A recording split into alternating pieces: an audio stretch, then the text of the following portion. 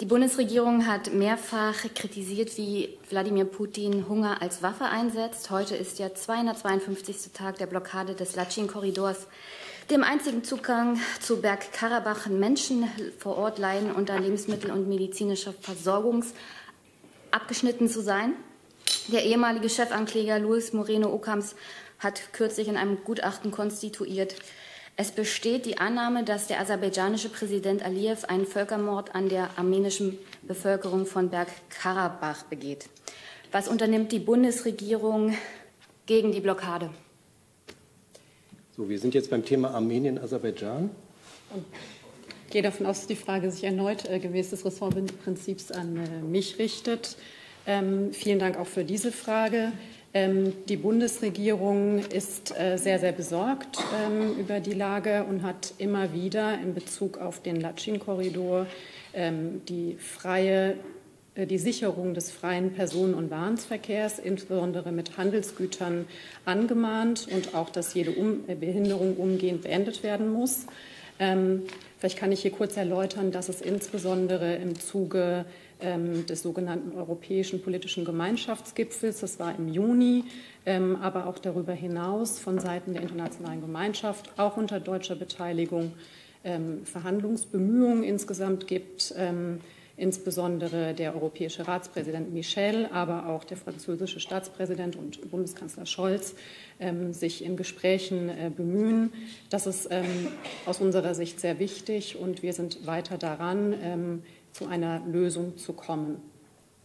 Wie Sie vielleicht noch ergänzen, wie Sie vielleicht daran merken, das sind so internationale Probleme, die Deutschland nicht alleine beackert.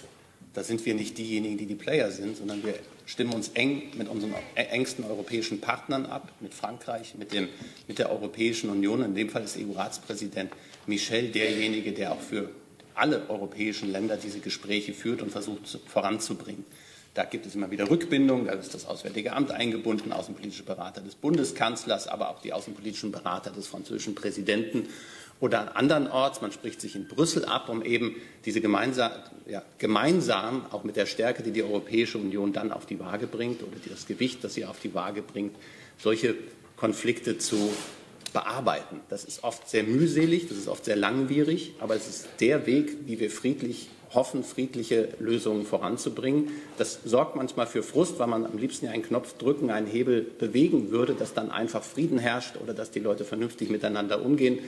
Leider sind, das wissen Sie besser als ich, die internationalen Beziehungen oft nicht so. Und deswegen sind auch die Formulierungen, die wir hier manchmal so in der Bundespressekonferenz abgeben, so sehr fein ziseliert, weil es eben etwas ist, das auch die französische Regierung mittragen muss, dass die Regierung in Brüssel, also die EU-Kommission teilt, der Rat, um eben zu sehen, wir sind da alle gemeinsam am Arbeiten und am Druck machen, aber wir müssen eben auch so weit voran uns absprechen miteinander, dass keiner sich eingenommen fühlt für etwas, was er nicht teilt oder glaubt, man bleibt hinter den eigenen Ansprüchen zurück. Und das ist die Abwägung, die wir jeweils miteinander treffen müssen. Und gerade beim Thema Aserbaidschan und Armenien hat es auch immer wieder gemeinsame Initiativen des Bundeskanzlers mit dem französischen Präsidenten gegeben, beispielsweise Anfang Juni in Chișinău, in dem wir mit beiden Seiten auch immer wieder sprechen. Aber das ist eben Diplomatie, das ist oft mühselig und hat auch immer einen Punkt, in dem man Einsicht bei den jeweiligen Akteuren erzeugen muss. Das muss nicht immer eine Einsicht sein, indem sie merken, was vernünftiger ist. Es gibt auch freundlichen Druck und Hinweise. Aber es gibt selten, das ist so eines meiner Lehren in den Zeiten, in denen ich hier sitze, es gibt selten einfache Antworten auf komplizierte Fragen. Nachfrage?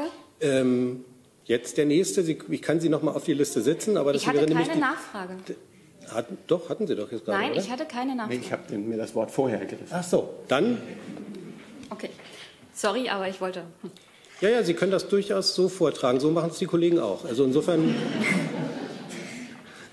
Ich registriere, dass es schwierig ist und dass es natürlich Schön ist, dass die Bundesregierung auch in Form des Auswärtigen Amtes besorgt ist. Nur die Verurteilung und die schnellen Forderungen nach Sanktionen gegen den völkerrechtswidrigen Angriffskrieg bei Russland und bei Putin waren halt klarer.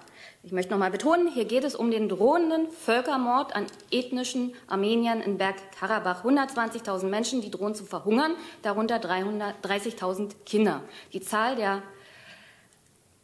Was ich allerdings auch bei den Kollegen immer sage, wenn Sie eine Zusatzfrage stellen, wo ist die Frage?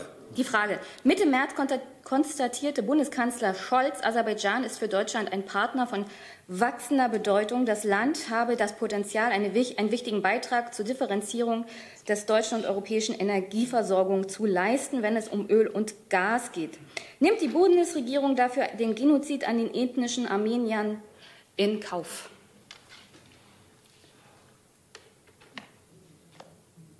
Ich hätte jetzt fast na ja vorangeschoben. Das mache ich immer, wenn ich eher mit Propaganda irgendwie konfrontiert bin und weniger mit wirklich Nachfragen, um die es geht. Also insofern sage ich na ja. Erstmal würde ich mich massiv dagegen wehren, eine Gleichsetzung zu machen, was den russischen Überfall auf die Ukraine angeht und den Fall zwischen Armenien und Aserbaidschan. Das ist einfach, das sind unterschiedliche Fälle. Da mögen Sie noch so sehr den Kopf schütteln oder so, aber an der Stelle würde ich doch um eine Differenzierung bitten. Das Zweite ist, und das habe ich Ihnen ja deutlich vorgetragen, wie engagiert wir sind, wie die internationale Gemeinschaft eben nicht wegguckt und wie wir versuchen, mit allen Beteiligten eine Lösung hinzukriegen, die tragfähig ist. Sie haben gesehen, was es in den vergangenen Jahren an kriegerischen Auseinandersetzungen in dem Gebiet gegeben hat. Und deshalb der Vorwurf, man würde einen Genozid ignorieren, weise ich mit wirklich ausdrücklich zurück. Das sind Kampfbegriffe, die auch aus meiner Sicht hier nicht hingehören. So. Und dann habe ich Ihnen dargelegt und die Kolleginnen im Auswärtigen Amt, wie wir das europäisch gemeinsam bearbeiten. Das können Sie gut finden oder nicht. Das ist Ihr gutes Recht. Darüber dürfen Sie urteilen. Aber ich würde mich freuen, wenn Sie doch zur Kenntnis nehmen, was alles getan wird und es nicht in einer Art Propaganda beerdigen.